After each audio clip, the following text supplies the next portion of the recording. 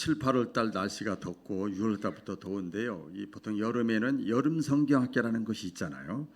이 주일학교만 하는 게 아니에요. 그래서 학생부도 하고 청년부도 이렇게 합니다. 그래서 우리 장년부도 해야 되는데 또 그렇게 오래는 못 하고요. 내년에 이제 시도를 하려고 하는데 전체적으로 그래서 대배 시간에 뭐 수요일 날 아주 알짜배기로 하지만 대배 시간에 양육이라고 그럴까요? 디다케 설교를 7월 벌써 중순이잖아요. 7, 8 여름 기간 동안에는 글쎄요. 제가 어떻게 될지 모르겠지만 살살 조용조용하게 말씀을 이렇게 전해서 여러분들이 여름 성경학교 하나님의 말씀을 정확하게 깨닫고 은혜 받고 확신을 갖는 그런 양육설교 디다케 설교를 오늘부터 여름 기간 동안 하려고 합니다. 같이 해볼까요? 신자의 세 가지 의문.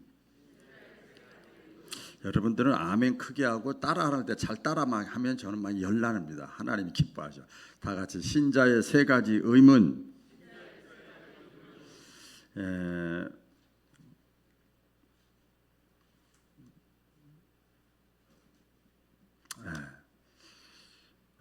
우리가 사는 세상에는 이해하지 못하는 일들이 굉장히 많아요.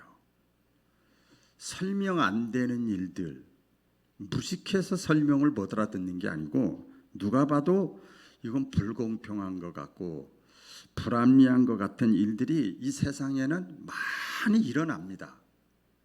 일어나죠. 성경에도 그런 내용들이 참 많아요. 생각나는 대로 제가 소개를 하려고 하는데 욥이라고 하는 사람 있잖아요. 욥은 성경에 보니까 당대의 최고의 의인이랍니다. 그러니까 진짜 신앙생활 잘하는 사람이에요. 그런데 자식이 죽고 재산이 다 날아가고 자신이 질병에 걸리고 이랬어요. 그런 사건이 성경에 있어요. 이해가 안 가죠? 하나님 살아있는데. 요셉이라는 사람도 있죠. 요셉은 하나님을 두려워할 줄 아는 사람이에요. 그래서 하나님을 더 잘 섬기려고. 그래서 아무도 안 보는데 보디발의 아내가 나하고만 하면 부귀영화 재산 다 줄게. 즐겨라 젊었을 때 얼마나 좋아. 그랬어요. 근데 내가 하나님이 쳐다보고 있는데 그럴 수 없어. 나 하나님 믿는 사람이야. 그래서 보디발의 아내를 범하지를 않았어요. 얼마나 선해요. 착하고. 그런데 그것이 오히려 덜미가 돼가지고 누명을 씌워가지고 이 요셉을 감옥에 가둬버렸어요. 죄인의 몸이 됐어요. 이해가 안 가요. 그렇죠? 그래서 오늘 말씀의 주제가 신자의 의문이에요. 신자. 불신자들은 이거 관심 없잖아요. 우리 신자 예수 믿는 사람들인데 신앙인들인데 다윗도 있어요. 다윗도 보면요. 하나님의 이름으로 골리앗과 싸웠어요. 다윗이 내가 지금까지 목동하면서 돌멩이로 얼마나 크게 효과를 본 줄 아냐? 요거 가지고 더 써먹으면 더 죽일 수 있어. 이게 아니요. 너는 칼과 창으로 나오지만 나는 만군의 물맷돌 5개로 하면서도 이걸 의지하지 않았어요. 하나님의 이름으로 너한테 나간다. 그래가지고 골리앗을 탁 쓰러뜨렸잖아요. 그러니까 백성들이 야, 왕도 장관들도 딱 꼼짝을 다 도망가는데 이야 다윗의 인기가 좋아졌어요. 그러면 지도자라면 사울 왕이 이야 저렇게 목숨 걸고 나라를 위해서 이 짐을 위해서 했으니 더 격려하고 해주면 되잖아. 시기 질투가 나가지고 사울 왕이 다윗을 죽이려고 그랬어요. 그래가지고 수년 동안 도망 다닙니다. 이 다윗은 선한 일을 했고 하나님 이름으로 나갔어요. 하나님의 이름으로 물리쳤어요. 그러면 그 다음부터 잘 풀려야 되는데 도망자 신세가 됐어요. 이거 시편에 보면 그냥 기가 막힌 막 눈물 흘리면서 안타까워하고 막 다윗이 그런 일을 당했어요. 또 신약에 보면 세례 요한이 있죠. 세례 요한 아시죠? 예수님보다 6개월 먼저 태어나서 예수님의 가이드 역할을 했는데 세례 요한이 예수님을 전한 예수가 그리스도입니다. 여러분 내가 유명한 게 아니에요. 내가 예수님은요 나는 예수님의 신발끈 풀고 만질 능력도 안 됩니다. 예수님은 하나님의 아들입니다. 구원자입니다. 그거 전하다가 그냥 목이 잘려 죽었어요. 성경에 그런 내용이 있잖아요. 스데반도 성령 받아가지고 막 은혜 체험을 한 거예요. 그래서 확신이 생긴 거예요. 그래서 예수님이 하나님의 아들이시고 구원자라고 예수님을 전한 거예요. 오늘 그 할렐루야 성가대 널리 전하세. 내가 받은 사랑을 널리 전하세. 그러잖아요. 전하다 죽었단 말이에요. 돌에 맞아 죽었어요. 야야야야야, 예수 전하다 돌에 맞아 죽었대. 그래, 가지 말자. 예수 얘기도 하지 말자. 이래야 되는데 더해. 어쨌든 그런 이 신자로서 일반적으로 이해가 안 되는 그걸 봤어요. 그런 사건이 있었어요.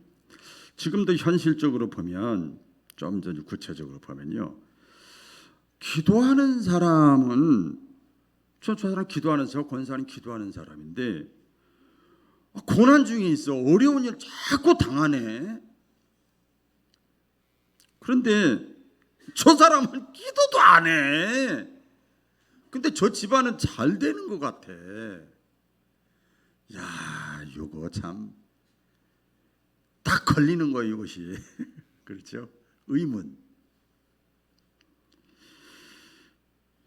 또 불신자들이, 우리 신자 입장에서 불신자들이 신자들보다도 교회 다니고 신앙생활 하는 사람들보다 더 잘 사는 사람들이 많아.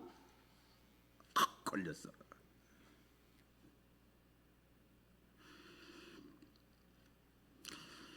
선한 자, 우리가 흔히 말하는 선한 자, 착한 사람이 악한 사람들에게 오히려 멸시를 당하고 수치를 당하는 일들이 이 세상에 부지기수야.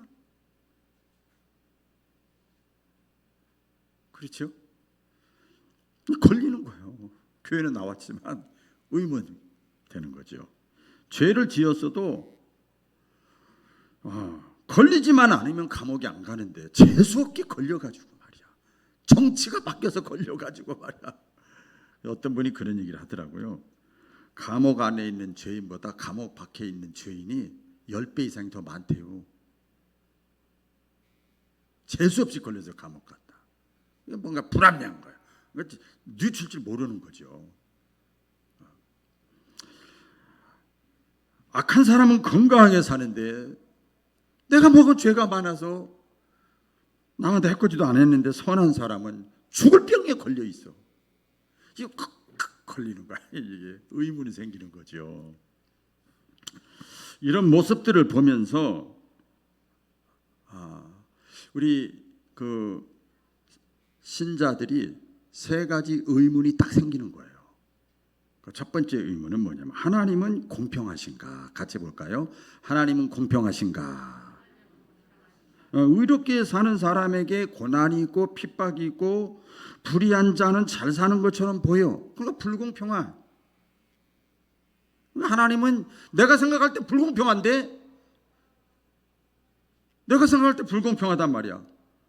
하나님도 내가 신자라고 교회 나왔는데 하나님도 불공평한 거지. 뭐 하는 거야 하나님. 두 번째 의문은 왜 하나님은 침묵하고 계시는 거야? 이거죠. 여러분들이 다 생각하고 있었을 거예요. 의로운 사람들이 고통 중에 있고 어려움 중에 있을 때 살려달라고 하고 문제 해결해달라고 기도하고 있는데 하나님은 왜 아무 말이 없는 거야? 저 권사님 보니까 늘 기도하더만 왜 저 집안에는 똑같아? 하나님은 침묵하고 계신가? 그러면서 딱 생각이 드는 게, 제가 옛날에 그랬어요. 에휴, 교회 다니고 신앙생활하는 거 그냥 마음의 종교지 뭐. 혼자서 딱 결론을 내버리는 거야. 기도해도 안 되니까. 하나님 침묵하는 것처럼 느껴지는 거죠. 또 하나, 하나님 숨어 계시는가? 교만하고 불법을 행하는 사람들에게, 악을 행하는 사람들을 코를 납작하게 만들고 막 그렇게 가지고 하나님이 막 능력을 행하셔야 되는데 왜 하나님은 꽁꽁 숨어서 나타나지도 않고 그러는가? 하나님은 능력이 없는 거야. 그냥 마음의 종교지. 그리고 어떤 신념이나 신앙이나 똑같은 거지 뭐. 그러면서 신앙을 자기가 그렇게 결론을 내버려. 이거 딱 걸린 거예요. 다 걸린 거예요. 이런 의문에 대해서 성경은 하나님은 뭐라고 말씀하십니까? 첫째, 하나님은 공평하신가에 대해서 보면 우리 성경을 보면 이 세상에서 가장 불공평한 일을 당하신 분이 예수님이세요. 아시죠? 교회 어느 정도 다니셨으니까. 가난하고 병든 자의 친구가 되시고 좋은 일만 엄청 많이 하시고, 그런데 사람들로부터 버림받고 마지막에는 십자가에서 죽으셨어요. 그 예수님은 진짜 불공평한 일을 많이 당하셨어요. 이것을 여기까지만 딱 끊어서 보면 십자가는 실패한 것처럼 보여요. 그러니까 불공평한 거죠. 이 이단들은요, 영주주의자는 영적인 것만 믿고 육적인 거 안 믿는 사람들이 여기서 끝나가지고 그래서 이단이 나오는 거예요. 잘못 믿는 거죠. 그러나 우리 잘 알잖아요. 우리 예수님은 십자가상에서 3일 만에 부활하심으로 최후 승리를 거두신 분이에요. 이게 성경에 동시에 나오는 거죠. 그래서 많은 사람들이요, 당장 내 눈앞에서 벌어지는 현실만 보고 고정관념에 사로잡혀 있는 거예요. 낙심해 버리는 거예요. 신앙의 마음의 문을 꽉 닫아 버리는 거예요. 교회는 나오면서. 그런데 믿음의 사람은요, 이건 따라 하셔야 됩니다. 미래를 바라보는 것이다. 믿음의 사람은요, 안 보이는데 이 너머를 보는 거예요. 미래를 바라보는 거예요. 과거의 하나님이 현재의 하나님, 미래의 하나님이에요. 믿음의 사람은 그 너머를 바라보는 거예요. 미래를 바라보는 거예요. 믿음이 없는 사람은 현실만 바라보는 거예요. 현실만. 그래서 예수님의 제자들과 많은 사람들이 다 도망가고 다 저주하고 그랬잖아요. 현실이.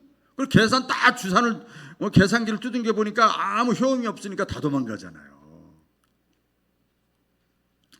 근데 우리가 꼭 기억을 하셔야 됩니다. 여러분, 이 무더위 교회 나오셨는데 하나님은요, 이번 금요 심야기 때도 강력하게 말씀을 전했는데, 하나님은 반드시 각 사람이 행한 대로 갚으시고, 각 사람이 뿌린 대로 갚으시고, 각 사람이 심은 대로 갚으시는 공평한 하나님이신 것을 믿으시면 크게 아멘. 그걸 믿기 때문에 이 자리에 나와 있는 거예요. 그걸 믿기 때문에 헌금을 드리는 거예요.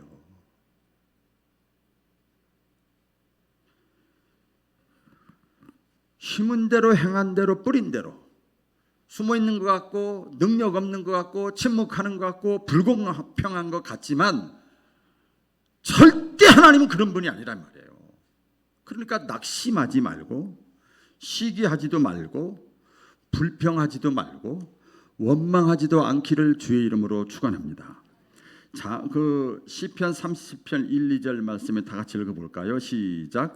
악을 행하는 자들 때문에 불평하지 말며 불의를 행하는 자들을 시기하지 말지어다. 뭐 이런 종류의 이 성경 말씀이 많이 있어요. 잠언서 24장 19절 20절에 보면, 제가 이렇게 현대인의 성경이기 때문에 읽어드릴게요. 24장 19절 20절에 보면 이렇게 표현을 했어요. 잘 들어보세요.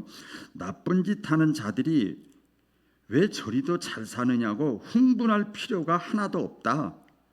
못된 짓만 일삼아 남 억누르고 착취하며 사는 자들이 어찌 떵떵거리며 큰소리치고 사느냐고 속이 탈 필요도 하나도 없다. 무릇 그렇듯 못된 짓 일삼는 것들이 곱게 끝장나는 꼴이란 없고, 저렇듯 나쁜 짓들만 골라서 하는 것들이 끝까지 잘 되는 일이란 이 세상엔 없다. 제 얘기가 아니고 잠언 24장 19절 20절의 말씀은 현대인의 성경으로 의역한 거예요.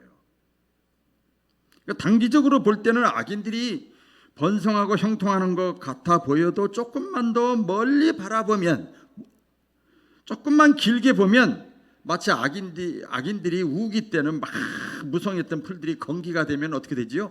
그 동남아 같은 데 가서 보니까 금방 말라 비틀어져 버려요. 소멸돼서 죽는 것처럼 악인들이 일시적으로 잘 되는 것처럼 보여. 그게 5년, 10년. 결혼하기 전, 결혼하기 후 다 달라요.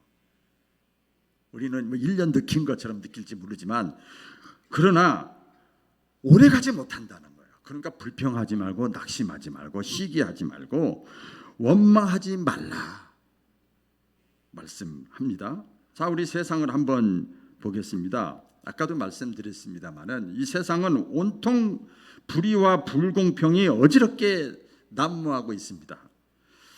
이때 신자들이 또 얘기하는 거지요. 저나 여러분이 얘기하는 거지요. 하나님이 공평하시다면 세상이 왜 이 모양이야? 여러분 그렇게 자꾸 질문하셔야 돼요. 그렇게 자꾸 다른 사람한테 자꾸 얘기해야 돼. 구역원 중에서도 비슷한 사람끼리 하면 그래 맞아 교회 나가나 봐 이럴 수 있지만 구역에서 믿음 좋은 사람한테 얘기하면 이게 뭐가 있는데 말을 못해. 구역 믿음 좋은 사람하고 자꾸 그 얘기를 해야 돼. 어쨌든 누구한테나 자꾸 하세요. 그래서 성도의 교제가 코이노니아가 그래도 중요한 거야.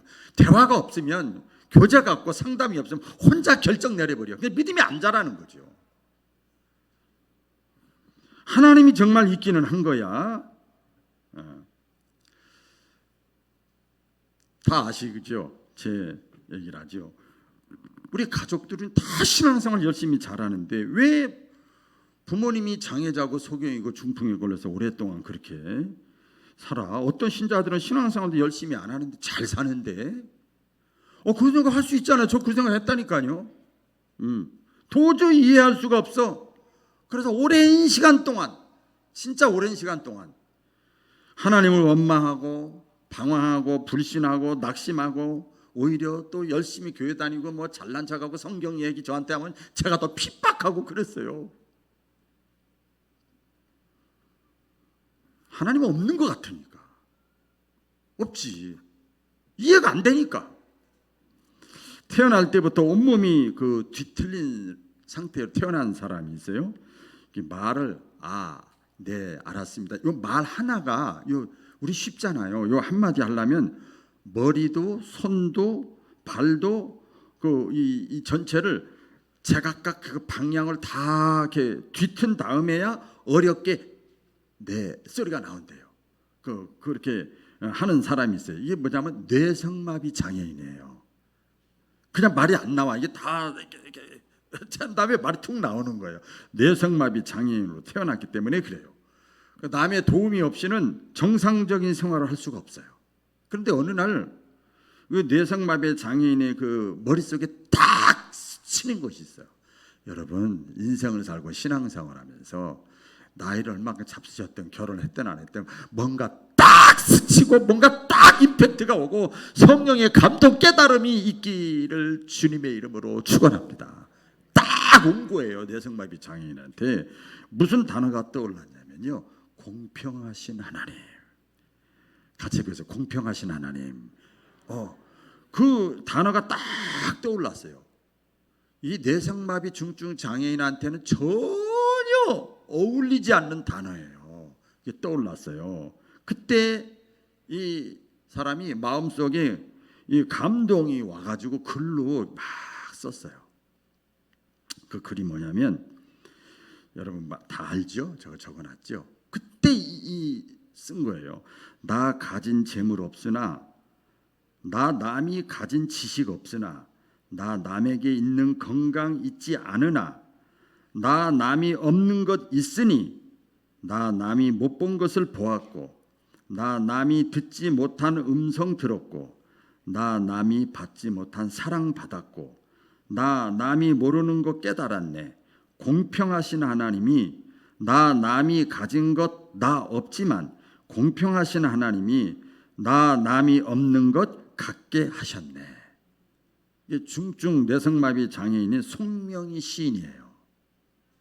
이 복음성가로도 나와 있잖아요. 그러니까 중증 장애임에도 불구하고 성령께서 쉽게 말하면 딱 깨닫게 하시고 하나님은 공평하신 하나님이다. 그래서 이 찬양으로 우리가 은혜를 받는 거죠. 이해할 수 없는 여러 가지 사건들 앞에서 우리가 또 하나 의문을 갖는 게 있는데요. 그것은 뭐냐면 하나님은 왜 침묵하시는가? 그거죠. 살려달라고 막 부르짖으면 딱 나타나야지. 기도하면 무슨 변화가 일어나야지. 많은 사람들이, 저도 다 그래요. 우리 한국 사람 특별히 빨리빨리를 좋아하시는 편이잖아요. 페르시아에 나오는 그 있잖아요. 램프에 있는 거인에게 말을 하면 그 거인이 딱 명령을 하면 나타나서 주인의 소원을 금방게 들어주는 거예요. 막 힘을 발휘해가지고 물리치고 막 죽이고 막 그런 일을 하는 거예요. 그렇게 해주기를 바라는 거야. 신앙생활을. 그게 이제 뭡니까? 요술방망이 아시죠? 요술방망이. 그게 뭡니까? 우리 금 나와라 뚝딱. 금 나오게 해주세요. 금 나오게 해주세요. 금 나오게 해주세요. 이 기도에 아쉽게 말하면 은 나와라 뚝딱. 그러면 딱 들어주셔야지. 여러분, 자, 가만히 생각을 해보세요. 만약에 우리가 금 나와라 은 나와라 이 문제 해결해 주세요. 저런 문제 해결해 주세요. 우리의 소원대로 다 기도할 때마다 하나님이 나타나셔서 다 도와주시면, 다 해결해 주시면 하나님과 우리와의 관계가 어떤 관계일까요? 어떤 관계지요? 하나님은요, 목적이, 내 인생의 삶의 목적이 아니고 수단, 방법에 불과한 거예요. 하나님이 어떤 분인데요, 여러분? 하나님과 우리와의 사이에는요, 사랑도 없고 신뢰도 없고 믿음도 없는 거예요. 우리 인간관계 그런 거 아니에요? 저 사람이 힘 있고 능력 있고 빽 있고 뭐 그러면 그 사람한테 잘하잖아요. 형식적인 관계지요. 믿음과 사랑과 신뢰가 없잖아요. 우리가 기억을 해야 됩니다. 하나님께서는 계속적으로 지금 이 순간에 저와 여러분에게 계속적으로 우리에게 요구하고 원하시는 것이 있어요. 어떤 상황 속에서도 좋은 일이든 안 좋은 일이든. 그게 뭐냐면, 야, 난 너에게 사랑을 원한다. 나는 네 마음을 원한다. 돈? 나 너보다 더 많아. 건강 내가 다 책임져. 명예? 다 내 손에 달렸어.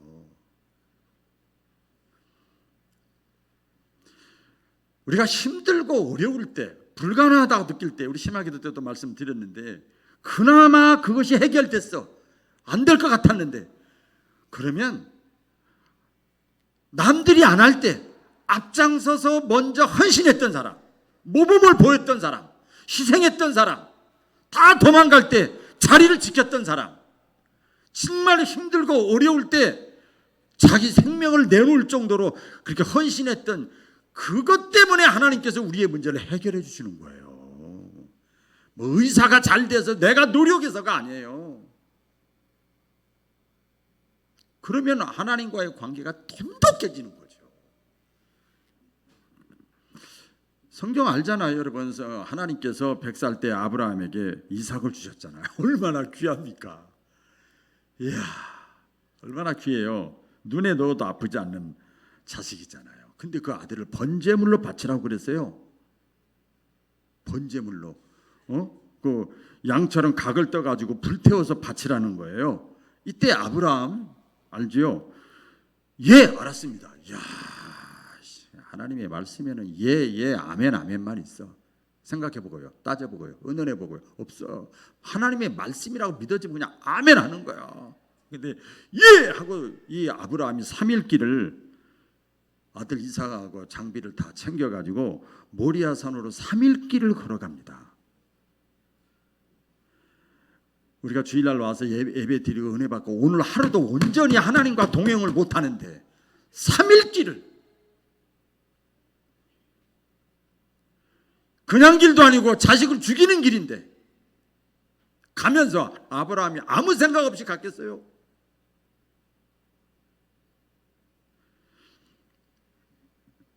바치려고 갑니다. 3일길을 가는 동안 아브라함 마음속에도 이런 생각이 있을 거예요. 하나님이 왜 침묵하고 계시나? 왜 한 말 안 하시지?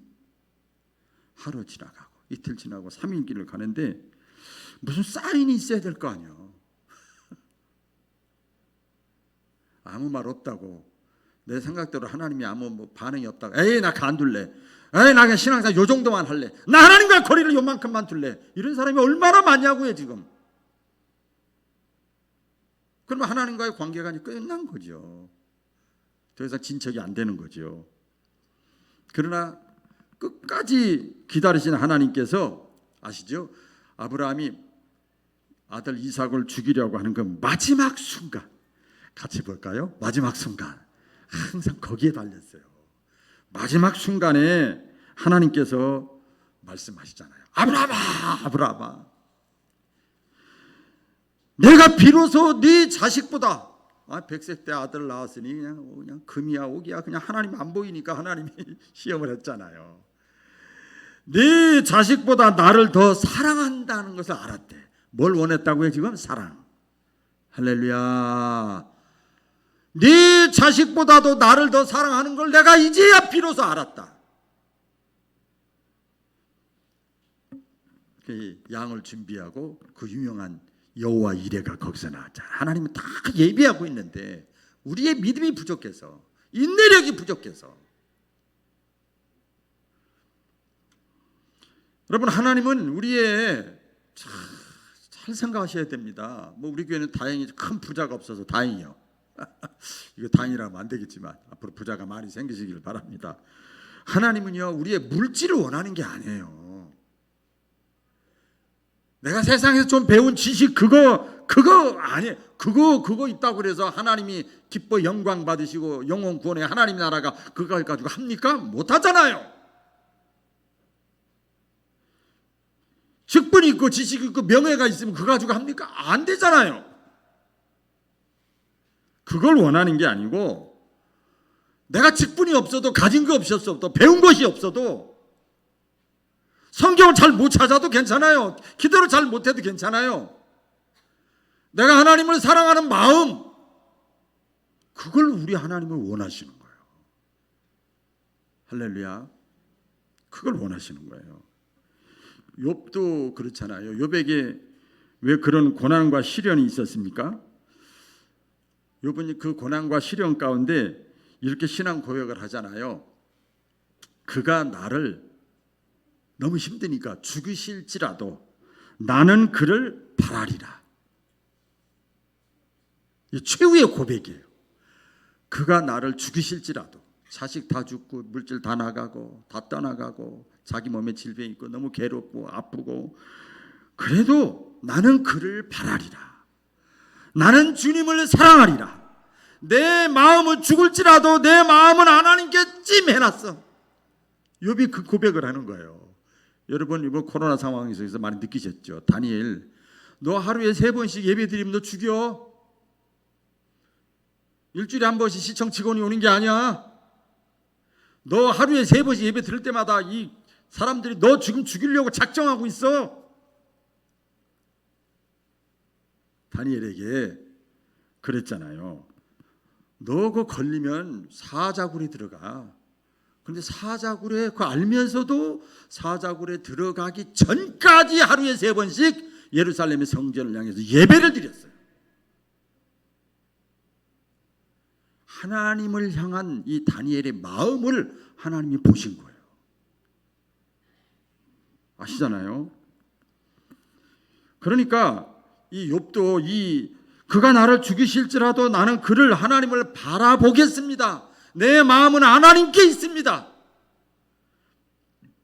그 고백이 나올 때까지, 욥기서에 보면요, 그 욥에게서 그 고백이 나올 때까지 하나님이 계속 기다렸어요, 여러분.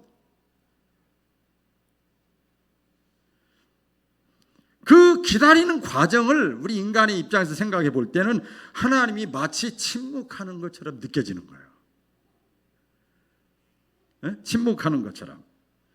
그러니까 하나님이 침묵하시고 기다리는 것은요, 우리의 사랑과 우리의 어떤 헌신과 우리의 믿음의 고백을 우리 하나님은 기다리는 시간이에요.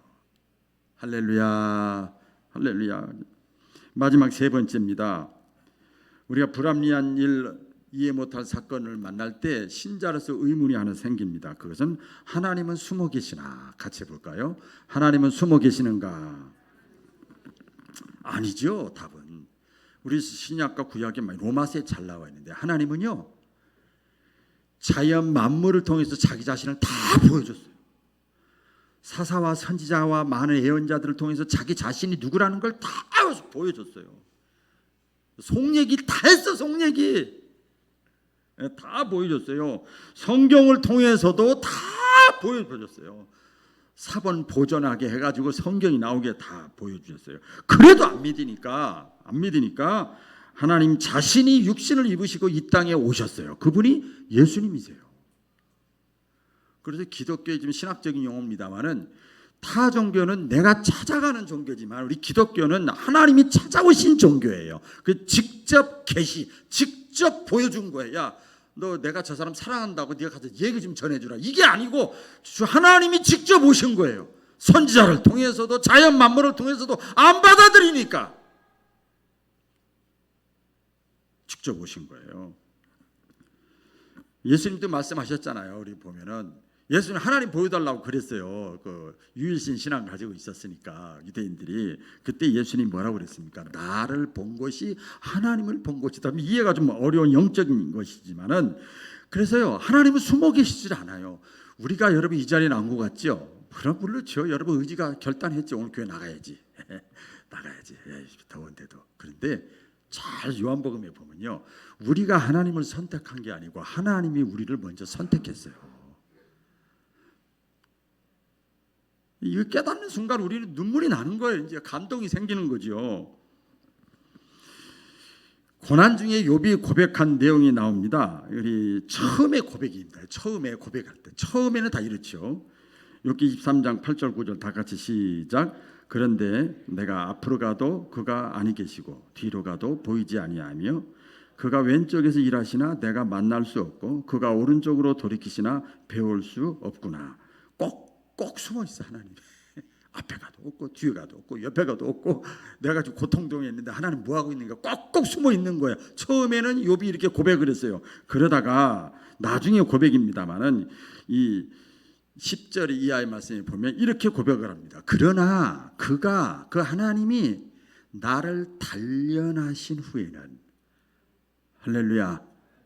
나를 이 고난이 어려움이 지금 이해 못해가지고 내가 신앙에 침체기 빠지고 그가 나를 단련하는 과정이래요. 그가 나를 단련하신 후에는 내가 숨금같이 되어 나오리라. 할렐루야. 우리 가운데 믿음 정말 괜찮은 사람은 어떤 사람입니까? 고난의 과정을 통과한 사람입니다. 생활력이 강한 사람이 어떤 사람이 생활력이 강합니까? 삶의 문제, 먹고 사는 문제, 힘든 고통을 겪은 사람이 생활력이 강한 거예요. 똑같은 거죠, 신앙도. 우리 지지난주에 하반기 특세할 때 도우시는 하나님을 경험하라 말씀을 전했는데 그때 오신 분들은 수지 맞고 안 오신 분들은 덜 수지 맞았어. 근데 그때 시편 121편만 가지고 말씀을 전했는데 하나님은 숨지 않으시고 쉬지 않으시고 계속 일하시는 분이에요. 밤에도 낮에도 졸지도 주무시지도 아니하시고 우리의 모든 출입 속에 간섭하시고 개입하시는 하나님. 숨긴 왜 숨어요 하나님이?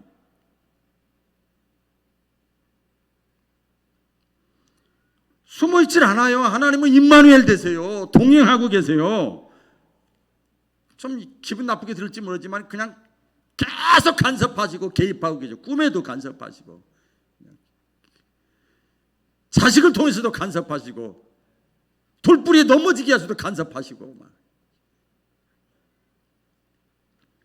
그래서 여러분 내 생각, 내 지식, 내 경험 안에 하나님을 가두지 않기를 간절히 원합니다. 우리 특별히 내가 젊다고 하는 분들 잘 들으세요. 내 생각 안에 얼마만큼 성경 봤어요? 얼마만큼 은혜 체험했냐고요?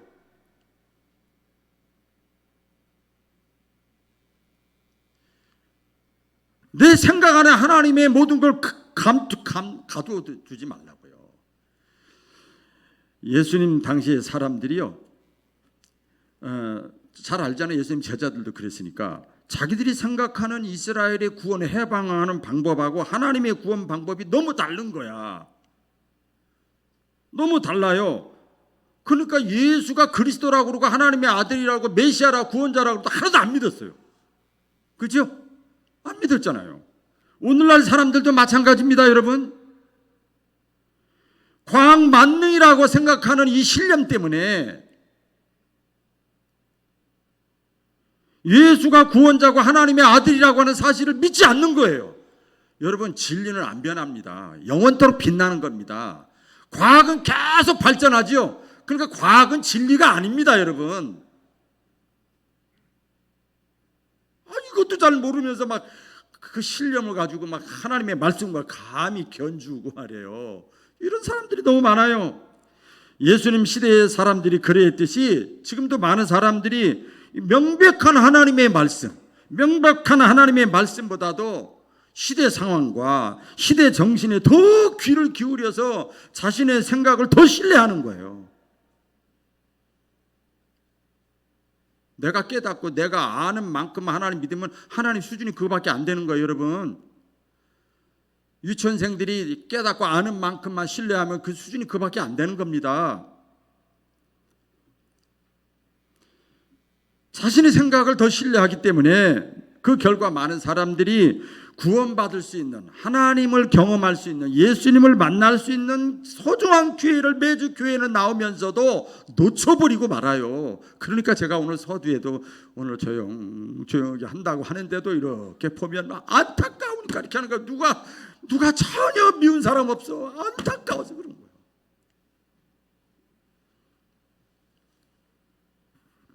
우리 어떤 분 그러더라. 이 시대에는 나만이 너무 많대요. 내 생각에는 내 생각에는 안수기도 하고 이렇게 해서 이렇게 내 생각에는 기분 나빠서 간다. 에? 성경에도 나와 있잖아요. 이 시대의 나만이 뭡니까? 예수님이 예언했잖아요. 많은 사람들이 예수님이 재림의 때가 되면 천체 이상 기원뿐만 아니라 자기 배를, 자기 신념을, 자기 사상을 하나님 삼아. 그 다른 사람 말 듣질 않는 거지요. 그래서 성경은 경고합니다. 로마서 12장, 우리 잘 아는 말씀이죠. 다 같이 읽을까요? 시작. 너희는 이 세대를 본받지 말고 오직 마음을 새롭게 함으로 변화를 받아 하나님의 선하시고 기뻐하시고 온전하신 뜻이 무엇인지 분별하도록 하라. 할렐루야. 말씀하잖아요. 오늘 본문 성경도 말씀하잖아요. 하나님의 생각과 우리 인간의 생각은 다르다는 거예요. 다시 또 읽겠습니다. 시작. 여호와의 말씀에 내 생각은 너희 생각과 다르며 내 길은 너희 길과 달라서 하늘이 땅보다 높음같이 내 길은 너희 길보다 높으며 내 생각은 너희 생각보다 높으리라. 어린아이가 부모의 마음을 어떻게 다 알고 움직이겠어요?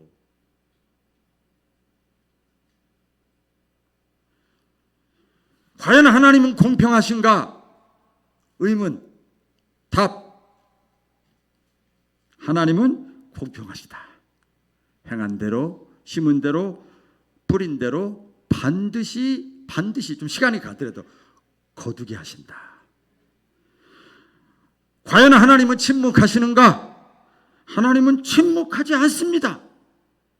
우리가 생각한 것 이상으로 수많은 다양한 방법으로 말씀하고 계십니다. 그 과정을 우리는 침묵이라고 생각하는데 하나님은 그 과정 속에서 저와 여러분의 마음과 사랑을 원하셔요. 하나님은 숨어 계시는가? 안 숨어 있어요. 오히려 반대입니다. 두드리시고 찾아오시고 일하시고 함께하시고 간섭하시고 개입하시고 지키시는 분이에요. 여러분, 신앙이 뭡니까? 제 말씀을 맺을게요. 신앙이 뭐냐? 신앙.